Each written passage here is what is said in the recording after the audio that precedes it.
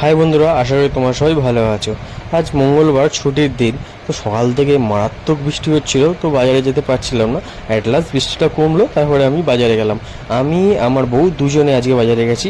প্রতিদিন তো আমিই যাই, আজকে বউ বললো আমিও যাব। তাই চলো, বউকে নিয়ে গেলাম বাজারে। বাজারটা অনেক ঘুরলাম, যেহেতু সকাল থেকে বৃষ্টি পড়ছে, তো বাজারে মাছ সেরকম নেই। তো আরেক রকম মাছ, দু রকম মাছ নিয়েছিলাম। তো সেইটা আমি পরে বলছি কী মাছ, পরের ভিডিওটা তোমাকে জানতেই পারবে কী মাছ নিয়েছি। তো তারপরে নিলাম ভোলা মাছ। বউ তো ভোলা মাছ সেরকম পছন্দ করে না, খায় না ঠিকঠাকভাবে। তো ওর জন্য কাতলা মাছ নিয়েছিলাম।